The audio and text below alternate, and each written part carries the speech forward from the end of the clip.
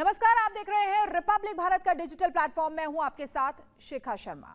समुद्री युद्ध में सबसे खतरनाक जहाज वो नहीं होते जो अपनी ताकत का प्रदर्शन करते हैं, बल्कि वो होते हैं जो धुंध में गायब हो जाते हैं, दुश्मन को पहले डिटेक्ट करते हैं और चुपचाप से वार करते हैं। भारत का आईएनएस हिमगिरी बिल्कुल इसी तरह की लड़ाई के लिए बनाया गया है। प्रोजेक्ट 17A के तहत तैयार हुआ हिमगिरी भारत का लेटेस्ट स्टेल्थ फ्रिगेट है, जो मॉडर्न कॉम्बैट कैपेबिलिटी और एडवांस्ड लो ऑब्जर्वेबिलिटी डिजाइन का परफेक्ट कॉम्बिनेशन है। आईएनएस नीलगिरी के बाद ये दूसरा जहाज है और साथ मिलकर ये दोनों एक नई नेवल डॉक्ट्रिन की नींव रख रहे हैं, जो सिर्फ प्रेजेंस के बारे में नहीं बल्कि प्रिसिशन के बारे में है। बाहर से देखने में हिमगिरी स्लीक लगता है। 149 मीटर की angular surfaces, radar absorbing material से भरा हुआ, जिसकी हर लाइन एनिमी सिग्नल्स को भटकाने के लिए डिजाइन की गई है। लेकिन अंदर से ये एक फ्लोटिंग डेटा सेंटर है जो दांतों तक आर्म्ड है। इसमें indigenous combat management system, multiple sensor arrays और 3D सर्वेलेंस रडार का जाल बिछा हुआ है।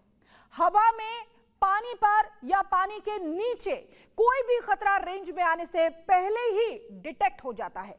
और जब कोई चीज रेंज में आ जाए, हिमगिरी देर नहीं करता। इसका बराक 8 मिसाइल सिस्टम, जो इजराइल के साथ मिलकर डेवलप किया गया है, इनकमिंग एयरक्राफ्ट या एंटी शिप मिसाइल्स को लॉन्ग डिस्टेंस पर ही मार गिराने के लिए बना है।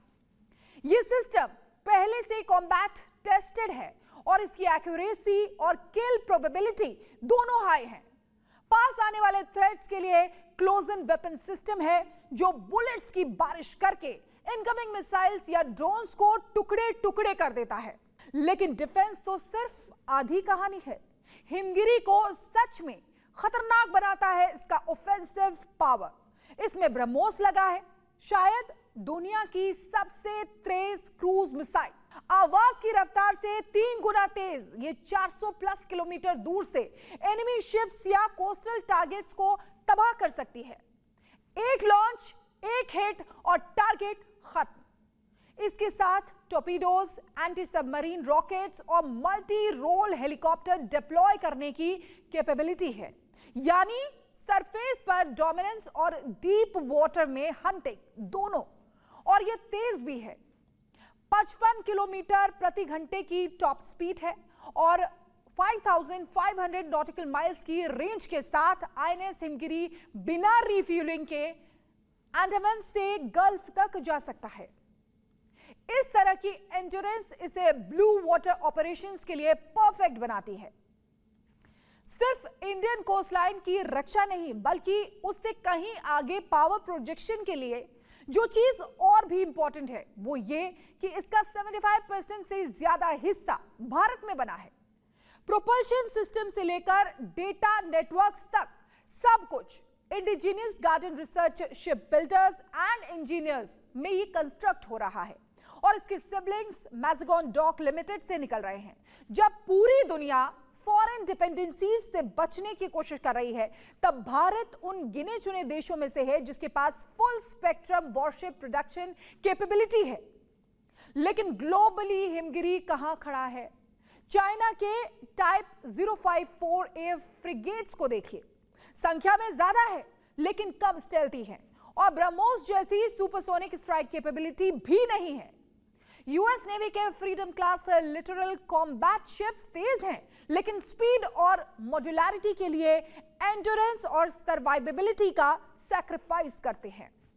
फ्रांस के फ्रेम फ्रिगेट्स बिल्ट फिलॉसफी में सिमिलर हैं, स्टेल्दी, मल्टी मिशन, डीपली इंटीग्रेटेड, लेकिन वेस्टर्न सिस्टम लाइसेंसिंग की वजह से काफी महंगे हैं। प्रोजेक्ट 17A के साथ भारत ने कॉस्ट, कैपेबिलिटी और स्टेल्थ का बैलेंस हासिल किया है।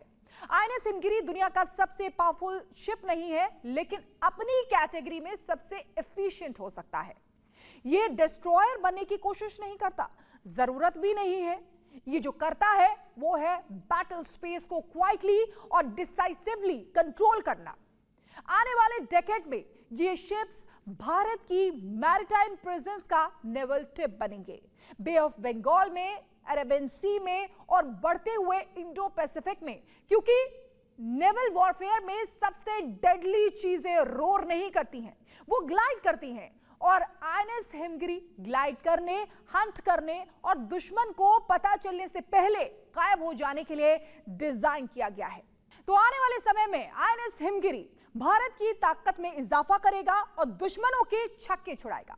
आपको हमारा यह वीडियो कैसा लगा हमें कमेंट सेक्शन में लिखकर जरूर बताएं, और जिन्होंने सब्सक्राइब ना किया हो वो हमें सब्सक्राइब भी करना ना भूलें। फिलहाल के लिए मुझे दीजिए इजाजत। नमस्कार।